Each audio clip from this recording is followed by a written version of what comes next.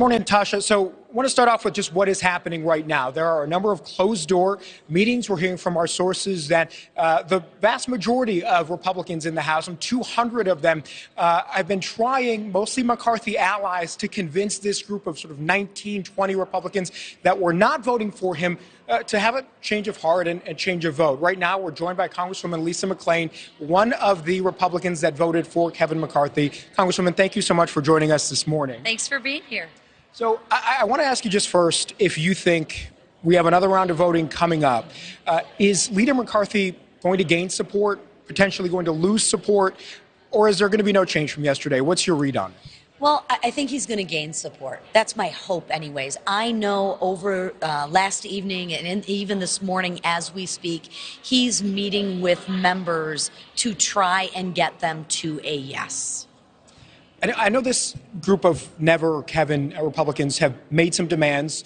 We've seen some concessions. I know a lot of the people who support Kevin McCarthy say those demands are not reasonable and that they keep moving the goalpost. In other words, they'll make demands, they'll get concessions, and then make even more demands. Do you agree with that read on these members?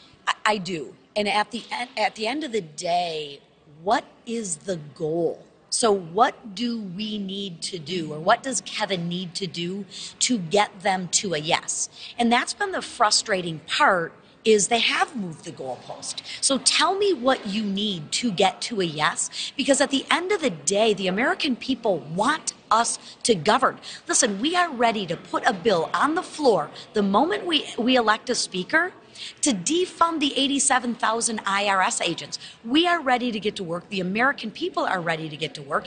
And at the end of the day, Kevin won by almost 85%. So in essence, he's won the primary. We've got to get behind our primary candidate, not give away the farm, so we can get back to work and start governing. I mean, so you stand to be in leadership in this Congress here. I'm just wondering, what is the path forward? I mean, how do you convince these people who say, I will never vote for Kevin McCarthy? What can he dangle before them to try to get them on board? Well, what I would do is I would flip the narrative. If not Kevin, then who? And they've thrown up Jim Jordan, who is a dear friend of mine, a mentor. I respect Jim like no other member of Congress, and he will make a phenomenal member or chair of the Judiciary Committee. The issue is that's who they've thrown up. He doesn't even want to be speaker. He's supporting Kevin McCarthy. So come on, let's get behind the person who's won the primary, and let's get to work for the American people. They've gotten a lot of concessions, and they've negotiated a really good rules package, which we would have never gotten to. And I give them credit had we not had this spirited debate. But it's time to get to work. Do you think former President Donald Trump's endorsement, which came just this morning on Truth Social for Kevin McCarthy, makes a difference at all? Does that move the needle when we see the first round of votes? Well, supposedly the 20 members are, loyal Trump supporters, so I would hope that it makes a difference for those people. But again, we'll see when we get on the floor. We have been talking all morning about how there are real-world consequences to not having a House sworn in, right? None of the committees can do their work. We've been talking about, veterans issues, the military, about health and the economy, all of these things crucial to American life. Congress has a hand in, and committees have a hand in, but they can't get that work done unless you get through this. Can you just speak to that? I imagine that's the most real way that this impacts people watching at home. Well, you're exactly right.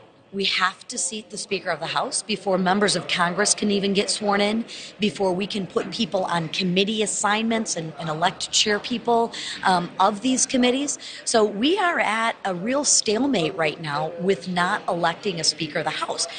That's just the facts, and that's just where we're at.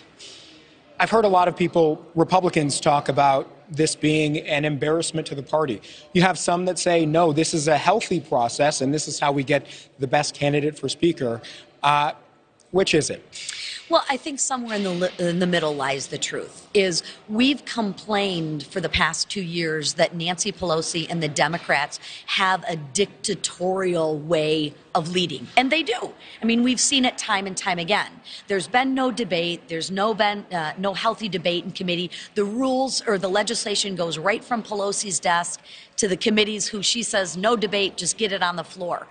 Well, now we're seeing some debate, which I do think is healthy. It gets us to a better spot. Now what we're talking about is how long does this debate go? And we need to make sure that the debate doesn't cripple us, which I don't think we're at that point yet.